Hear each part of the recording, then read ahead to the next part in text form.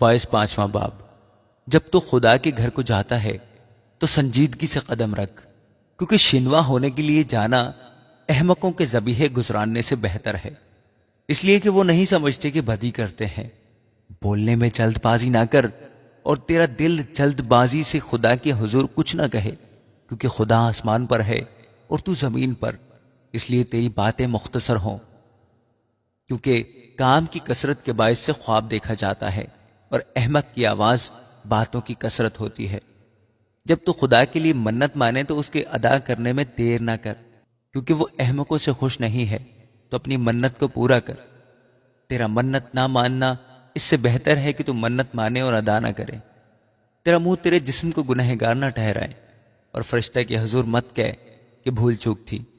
خدا تیری آواز سے کیوں بیزار ہو اور تیرے ہاتھوں کے کام پر بات کرے، کیونکہ خوابوں کی زیادتی اور بطالت اور باتوں کی کثرت سے ایسا ہوتا ہے۔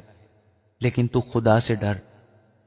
اگر تو ملک میں مسکینوں کو مظلوم اور عدل و انصاف کو متروک دیکھے تو اس سے حیران نہ ہو، کیونکہ ایک بڑوں سے بڑا ہے جو نگاہ کرتا ہے، اور کوئی ان سب سے بھی بڑا ہے۔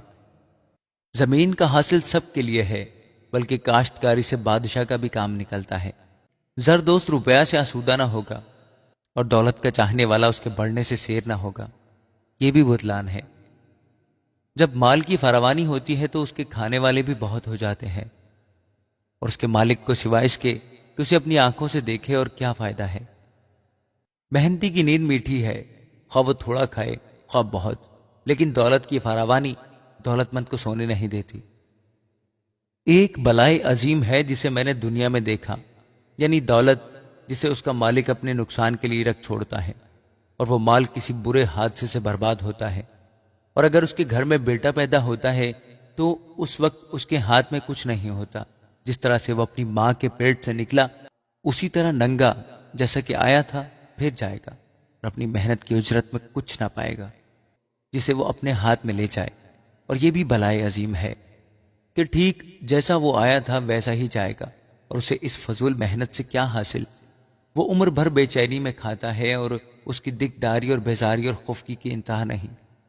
تو میں نے دیکھا کہ یہ خوب ہے، بلکہ خوشنما ہے کہ آدمی کھائے اور پیے اور اپنی ساری محنت سے جو وہ دنیا میں کرتا ہے اپنی تمام عمر جو خدا نے اسے بخشی ہے راحت اٹھائے، کیونکہ اس کا بکھرا یہی ہے۔ نیز ہر ایک آدمی جسے خدا نے مال و اسباب بخشا اور اسے توفیق دی کہ اس میں سے کھائے اور اپنا بکھرا لے اور اپنی محنت سے شادمان رہے، یہ تو خدا کی بخشش ہے، بس وہ اپنی زندگی کے دنوں کو بہت یاد نہ کرے گا، اس لیے کہ خدا اس کی خوش دلی کے مطابق اس سے سلوک کرے گا۔ آمین۔